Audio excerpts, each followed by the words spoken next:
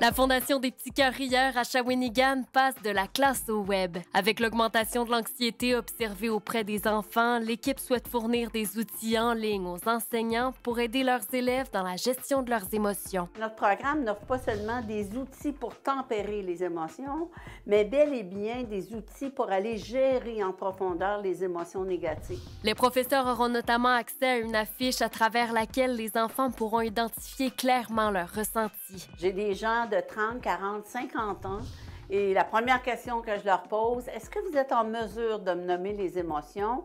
Et je vous dirais que la plupart d'entre eux ont de la difficulté à me nommer 2, 3 émotions. La Fondation fournira également aux enfants des contes dans lesquels on retrouve des paroles magiques. Pour contrer l'émotion de peur, à ce moment-là, on peut utiliser « c'est ennuyeux », mais ce n'est pas dangereux. Voyez-vous? Donc, ça permet aux enfants de diminuer l'intensité, la durée et, évidemment, éventuellement, la fréquence des émotions négatives.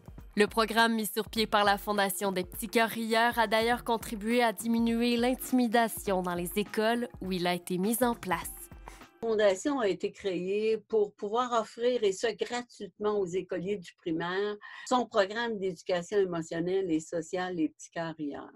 Ce programme en ligne, ça va répondre aux besoins des enfants d'apprendre à découvrir et à gérer efficacement leurs émotions. Maintenant, si vous le voulez bien, quoi de mieux qu'un survol de notre plateforme numérique qu'on va retrouver à l'adresse petitcoeur.ca. Ce que nous voyons, c'est la possibilité pour les enseignants, l'enfant et le parent de faire partie du programme. L'enseignant, c'est lui qui d'abord entre dans le programme et par la suite donne accès aux parents qui, avec un code d'accès, va pouvoir entrer et faire ses activités. Et le parent va pouvoir donner à l'enfant le même code d'accès pour que lui-même, au fur et à mesure que l'enseignant découvre le programme en classe, va pouvoir donner l'accès pour que les enfants poursuivent le programme à la maison. Les enseignants vont pouvoir avoir accès dès le départ à une formation. Cette formation qui est donnée sur 6 capsules d'une quinzaine de minutes chacune va permettre aux enseignants ainsi qu'aux parents qui ont accès à la même formation de pouvoir comprendre le programme, le contenu des activités. Par la suite de la formation, l'enseignant a recours au téléchargement de plusieurs documents, dont un des livres que j'ai écrit, Petit dictionnaire du bonheur, l'art d'être heureux, des activités complémentaires, une trentaine d'activités complémentaires pour enrichir davantage le programme, ainsi que du matériel de support, c'est-à-dire des affiches pour les enseignants. Comme on peut voir, le programme est sur 2 niveaux. Niveau 1 qui est suggéré pour la première année et le niveau 2 pour la deuxième année. Il y a 8 contes et les 8 contes travaillent particulièrement sur une émotion. Au premier conte, qui est la mise en place du conte de Sophia et les paroles magiques. Donc, ça permet à l'enfant de s'introduire dans le monde des paroles magiques, de connaître Sophia et ses amis. Et ces merveilleux contes, grâce à la collaboration très, très précieuse de Mme Sophie Fauché, on a capturé sur vidéo l'ensemble des contes. Bonjour, je m'appelle Sophie. On m'appelle aussi la reine des couleurs. J'adore faire la lecture aux enfants. D'ailleurs, qu'est-ce que je pourrais bien te lire? Une histoire de monstre? Coucou, je suis Sophia. Tu vois? Je suis celle qu'on voit sur la couverture de ce livre. Regarde, la fée joueuse m'a transportée jusqu'ici. Avec sa baguette magique, je viens faire une surprise à ma nouvelle voisine, Madame Sophie, la reine des couleurs. Madame Sophie? Madame Sophie? Il y a quelqu'un dans la pièce? Oui, c'est moi, Sophia. Sophia? Oui, du livre de Sophia et les paroles magiques. C'est la fée joueuse qui m'a transportée ici. Je suis venue parce que j'ai un cadeau magique. Pour moi? Oui, c'est une boîte porte-bonheur qui contient tous mes contes. Je vous l'offre pour aider les enfants à découvrir les émotions et à être plus heureux. Je suis bien contente d'avoir rencontré Sophia. Voyons voir ce qui se trouve dans cette boîte porte-bonheur. Oh! une baguette magique. Oh!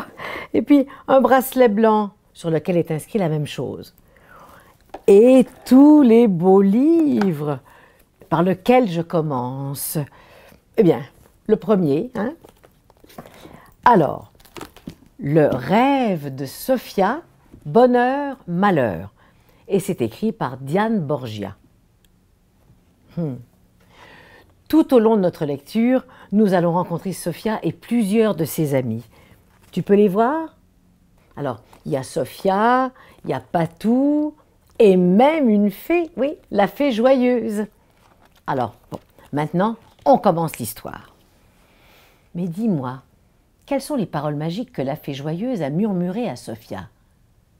Tu vas les découvrir dans les merveilleux contes de Sophia. C'est un secret que tu peux répéter seulement à tes amis. Les paroles magiques, ça rend heureux. Et voilà, c'est déjà terminé. Tu as aimé ça? Donc, il y a une première lecture pour chacun des contes et par la suite, il y a une deuxième lecture qui se fait.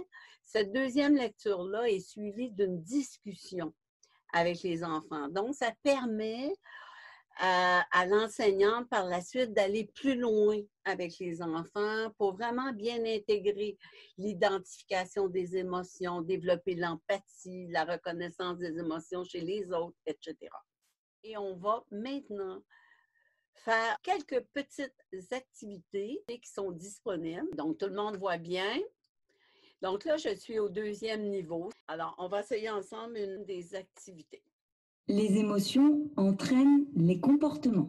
J'associe l'émotion au comportement qu'elle entraîne. Comme on peut voir, il y a des phrases ici et chacune des phrases, il y a les sons qui les accompagnent pour les jeunes enfants qui ont plus de difficultés à J'ai lire. peur que mes amis ne m'aiment plus. C'est trop difficile, je n'y arrive pas. Maman devrait m'acheter ce camion vert. Donc, à la suite de ces trois pensées, on essaie de découvrir l'émotion qu'elle cause.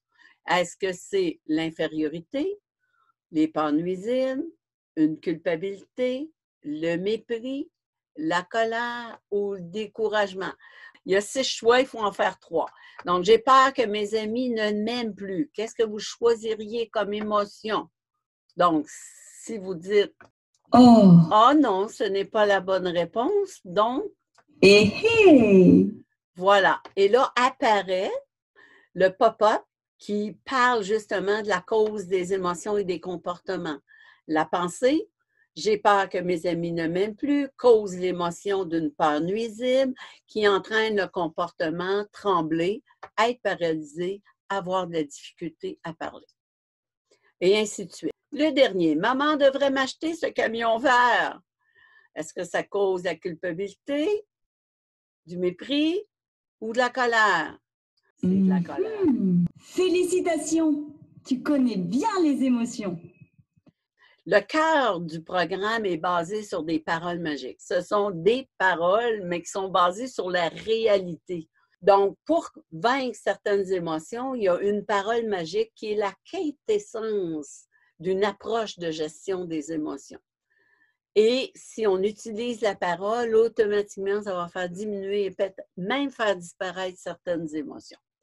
Fait que si je prends le mépris ici comme émotion, Mépris.